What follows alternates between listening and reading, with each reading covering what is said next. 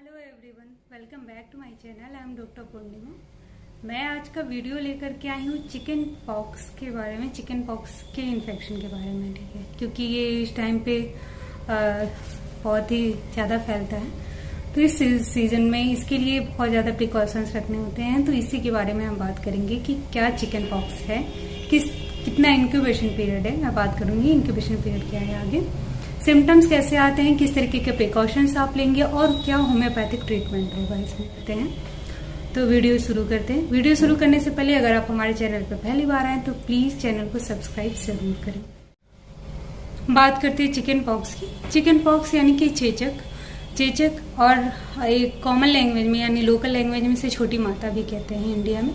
छोटी माता इसलिए छोटी माता कहते हैं इसे, और उसमें पर्सन को एक माता की तरह यानी देवी के रूप में उसे ट्रीट करते हैं कि उसे इन्फेक्शन से बचाना है, उसे फल यानी हर लोग जो हेल्दी खाने हैं वो देने हैं, उन्हें तेल से मसाले से इन सारी चीज़ों से दूर रखना है। ये सारे एक लॉजिकल रीजन से भी है जिसे मैं आगे बात करूंगी। तो चिकन पॉक्स, चेचक और या छोटी माता, इसके बारे में बात करेंगे कि क्या है। ठीक है, तो चिकन पॉक्स जो है वो वायरल इन्फेक्शन है, यानी कि वायरस की वजह से होने वाला इन्फेक्शन है हमारे बॉडी में। तो ये हाईली कंटेजियस भी होगा, यानी कि बहुत जल्दी स्प्रेड होगा पर्सन टू पर्सन। और इसका इंक्यूबेशन पीरियड है। इंक्यूबेशन पीरियड का मतलब होता है कि जब हमने कहीं से किसी भी पर्सन से चिकन पॉक्स उसको किसी और को हुआ है, उससे हमने अपनी बॉडी में रिसीव किया, यानी उसके इन्फेक्शन को या वायरस को हमारी बॉडी में रिसीव किया, उसके बाद जो सिम्टम्स आए उनके बीच के टाइम को हम इंक्यूबेशन पीरियड कहते हैं। ठीक है, वो इंक्यूबेशन पीरियड चिकन पॉक्स के लिए है 15 से 20 दिन, यानी कि आपने 15 से 20 दिन पहले कहीं किसी से भी इन्फेक्ट हुए हैं और 20 दिन के बाद या 20 दिन पे आपको वो सिम्टम्स आने हैं, तो उस टाइम को हम इंक्यूबेशन पीरियड कहते हैं। बात करूंगी चिकन पॉक्स को छोटी माता क्यों कहते हैं। तो छोटी माता का मतलब होता है छोटी इसलिए क्योंकि उसके जो रैसेज होते हैं यानी जो दाने होते हैं वो छोटे छोटे होते हैं। ठीक है, और माता इसलिए कि उनको उस तरीके से ट्रीट किया गया, यानी कि अगर पहले के टाइम पे अगर पर्सन इन्फेक्टेड होता था, काम फिर भी करता रहता था, औरतें हैं खास करके, तो उन्हें इतना टाइम नहीं मिलता था या उन्हें उस तरीके से सेपरेट नहीं किया जाता था, क्योंकि काम कर रही, बीमार है तो भी काम करी।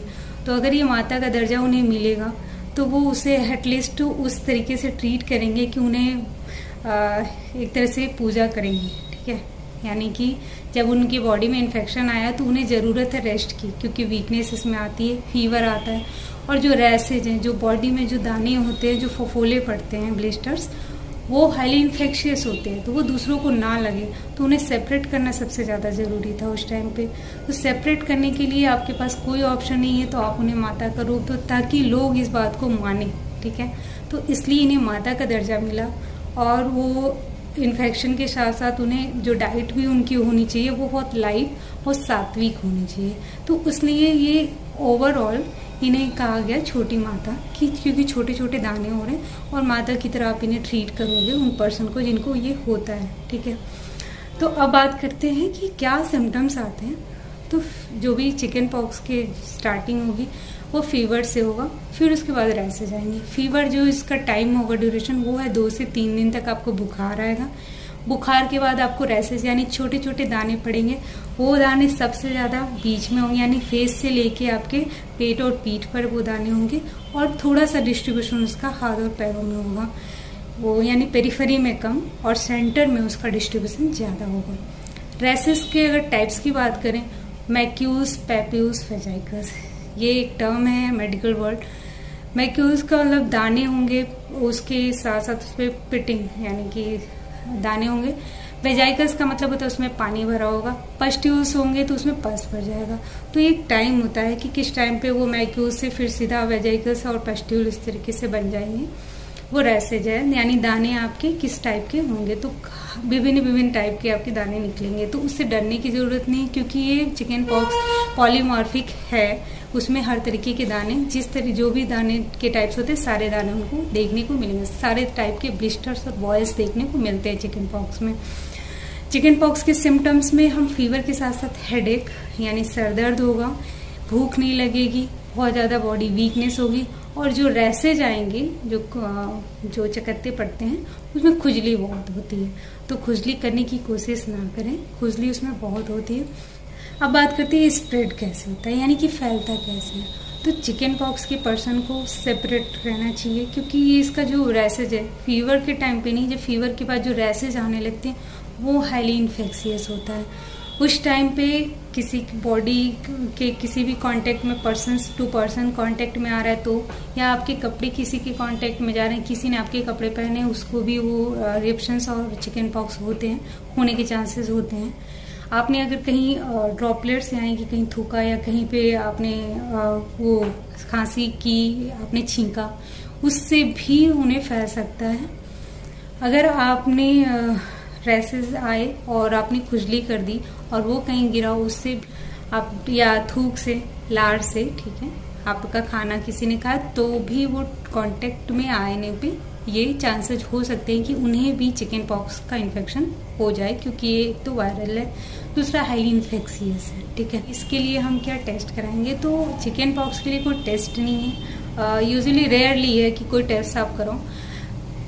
चिकन पॉक्स का जो हम डिटेक्शन करते हैं वो क्लिनिकली होता है। अगर फीवर है, फीवर के बाद रैसेज आते हैं और किस टाइप के रैस आ रहे हैं, किस टाइप के आप में बॉयल्स और ब्लिस्टर्स देखने को मिल रहे हैं, दाने देखने को शरीर में मिल रहे हैं, उस पर उसी के बिहाफ पे हम ये डिसाइड करते हैं कि चिकन पॉक्स है यानी। तो ये क्लिनिकल है, कम्प्लीटली क्लिनिकल है, रेयरली ही हम इसे लैब टेस्ट कराते हैं, ठीक है। अब इसके सिम्टम्स के बारे में हमने बात कर ली, लैब टेस्ट के टेस्ट के बारे में बात कर ली जो क्लिनिकली है टोटल। अब हम प्रिकॉशंस के बारे में बात करेंगे। प्रिकॉशंस का मतलब हम किस तरीके से इससे बचाव करेंगे।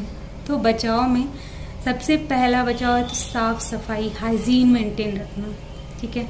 दूसरी चीज, हाइजीन मेंटेन रखने के लिए आपके डेली आपको कपड़े चेंज करने हैं। आप दिन में अगर पसीने ज़्यादा आ रहे हैं या गर्मी ज़्यादा है, और उस केस में आपको 2 टाइम कपड़े बदल सकते हैं। आपको नहाना, बट सोप यूज नहीं करना है। आप नीम वाटर यूज़ कर सकते हैं, यानी कि नीम का पानी आप बॉयल करके उसे ठंडा करके उसे यूज़ कर सकते हैं, पर आप साबुन यूज़ नहीं करेंगे। किसी तरह के ऑइंटमेंट बॉयल्स पे या जो दाने होते हैं उन पे यूज़ नहीं करना चाहिए, क्योंकि अगर सेपरेशन होगा, अगर आपने उसे दबा दिया तो वो हाईली एडवांस फॉर्म यानी सिंगल्स में वो बदल सकता है। दूसरी चीज़ें हैं कि आप कोई भी तेल और या पाउडर इस तरीके की चीज़ें उस पर यूज़ ना करें। बेसिकली ये अनहाइजीनिक या इन्फेक्टिशियस भी हो सकता है। तीसरी, अगर बॉयल्स हो रहे हैं उसे फोड़े नहीं, क्योंकि वो इन्फेक्शन भी कॉज करता है। अगर आपने बॉयल्स सूखे नहीं है यानी फफोले सूखे नहीं, उसे फोड़ने की कोशिश करेंगे, उसमें बैक्टीरियल इन्फेक्शन लगने के भी चांसेस बहुत ज़्यादा होते हैं। तो इसलिए आपको बॉयल्स को फोड़ना नहीं चाहिए।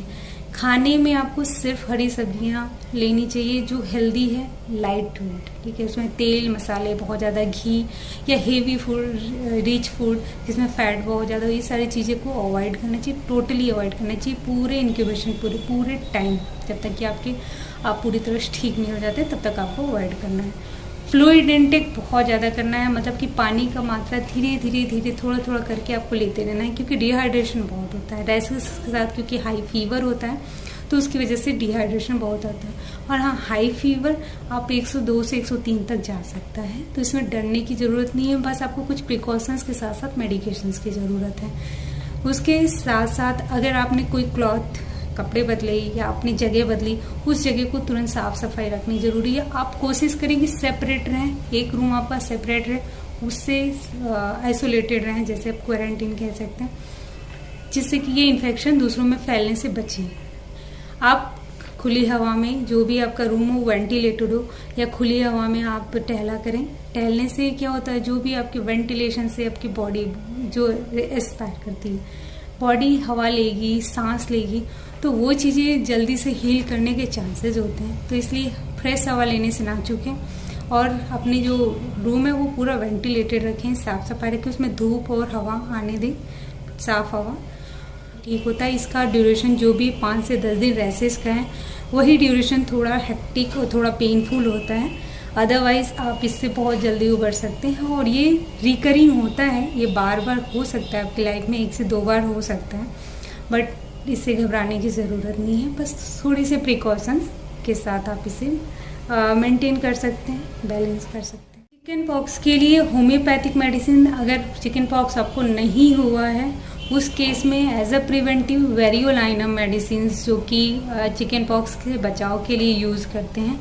वेरियोलाइनम की 3 डोज खाली पेट सुबह में 3 गोलियां 3 दिन के लिए आप लें। ये आपकी प्रिकॉशनरी पर्पज से है। अगर आपको चिकन पॉक्स हो गया है उस केस में अगर आपको फीवर हाई है तो बेलाडोना और जेलसीमियम 200 में आप यूज़ करेंगे। और अगर फीवर हाई ग्रेड नहीं है तो रेस्टॉक्स 200 सुबह दोपहर शाम, या आपको फीवर जैसा है उसके अकॉर्डिंग 4 आवरली 4 घंटे पे इसे यूज कर सकते हैं। रेस्टॉक्स को आप 2 घंटे पे भी यूज़ करें। अगर आपको वेजाइकल्स ज़्यादा हैं, बहुत ज़्यादा आए हैं और सीवियर हो रहा है और उसके साथ साथ आपको फीवर भी आ रहा है बहुत हाई, तो आपको 2 आवरली रेस्टॉक्स यूज़ करना है। रेस्टॉक्स के साथ साथ आप आर्सेनिकम एल्बम 30 को आर्सेनिकम एल्बम 30 तब यूज़ करेंगे अगर आपको फीवर बहुत नहीं है और आपको जो ब्लिस्टर्स बहुत ही ज़्यादा पेनफुल या बहुत ज़्यादा कॉम्प्लिकेटेड नहीं है, तो आर्सेनिकम एल्बम 30 आप 4 आवरली यूज़ करें, यानी 4 घंटे पे यूज़ करेंगे, ठीक है। उसके साथ साथ अगर बॉडी में इचिंग बहुत ज़्यादा है, जब रैसेज आ रहे हैं तो इचिंग होती है, अगर वो इचिंग इंटेंस है तभी आप सल्फ़र यूज़ करें। और सल्फ़र 1 से 2 ही दिन यूज़ करें जब तक कि आपको इचिंग हो रही है, आपको खुजली हो रही है ज़्यादा, उसी टाइम पे यूज़ करें, अदरवाइज सल्फ़र बंद कर दें। और सल्फ़र को यूज़ करना है तो सुबह और शाम, ठीक है। सुबह मॉर्निंग में आप खाली पेट ले सकते हो और शाम को आप ले सकते हो, 2 टाइम ले सकते हो, बट तब तक जब तक खुजली बहुत इंटेंस है। अगर खुजली मेंटेन आप कंट्रोल कर सकते हो तो सल्फ़र को बंद कर दें। बेलाडोना जेलसीमियम ये आपके हाई फीवर के लिए है, जब आपके फीवर जो है आपका 102 103 जाता है, क्योंकि तब डिहाइड्रेशन के साथ साथ वीकनेस और कोलैप्स के चांसेस बढ़ जाते हैं। उस टाइम पे बेलाडोना और जेलसीमियम 200 का डोज 1 आवरली ले सकते हैं, 1 घंटे पे आप ले सकते हैं, ठीक है। ये रही कि चिकन पॉक्स के मेडिसिन। पहले तो प्रिकॉशनरी आपने वेरियोलाइनम देख लिया, और अगर आपको हो जाता है तो उस केस में आप कौन सी मेडिसिन लेंगे। चिकन पॉक्स तो एक एक्यूट कंडीशन है। अगर चिकन पॉक्स को हमने किसी और मेडिकेशन के थ्रू या किसी और प्रैक्टिस के थ्रू हमने उसे सप्रेस किया उसके वेजाइकल्स को, तो वो सिंगेल्स में तब्दील हो जाता है। सिंगेल्स के बारे में हम नेक्स्ट वीडियो में बात कर सकते हैं, या मैं इसमें थोड़ा ही बता दूं कि सिंगेल्स क्या होता है। जब हम चिकन पॉक्स को दबाते हैं, यानी कि हमने चिकन पॉक्स के लिए कोई ऐसी अदरवाइज मेडिसिन ली जो आप वेजाइकल्स यानी कि रैसेस तुरंत बंद करने वाले, रैसेस तुरंत ख़त्म करने वाले, ऐसी कोई मेडिसिन अगर कहते हैं कि है, या ऑइंटमेंट आपने यूज़ करा, उसके बाद जो चिकन पॉक्स है वो लेटेंट फॉर्म में चला जाता है, या कभी कभी होता है कि वो लेटेंट फॉर्म में चला जाता है, आपने कोई यूज़ नहीं करा है कोई भी मेडिसिन तो वो नर्व्स में चले जाते हैं, गैंग्लियोनिक नर्व्स, यानी कि हमारे नसों में वो गैंग्लियंस में चले जाते हैं। तो उसमें स्वेलिंग, जब उसके लक्षण आते हैं, स्वेलिंग के साथ साथ रैसेस आने लगते हैं फिर, तो वो एक एडवांस फॉर्म है जो कि कॉम्प्लिकेटेड फॉर्म भी है। इसलिए फीवर आए या रैसेस हों तो उसको आप कंट्रोल करें, ज़्यादा मेडिसिन्स यूज़ नहीं करें, हाइजीन मेंटेन रखें, कोशिश करें कि उसके लिए आप कोई ऑइंटमेंट यूज़ नहीं कर रहे हैं या कोई भी अनहेल्दी प्रैक्टिस नहीं कर रहे हैं, क्योंकि चिकन पॉक्स कॉम्प्लिकेटेड जब सिंगल्स होता है तो वो मोस्ट कॉम्प्लिकेटेड है, उससे बचें, ठीक है। तो ये रही चिकन पॉक्स के बारे में, उनकी मेडिसिन्स और उनके केस में क्या आप प्रिकॉशंस लेंगे। नेक्स्ट वीडियो में फिर मिलते हैं नए टिप्स के साथ, तब तक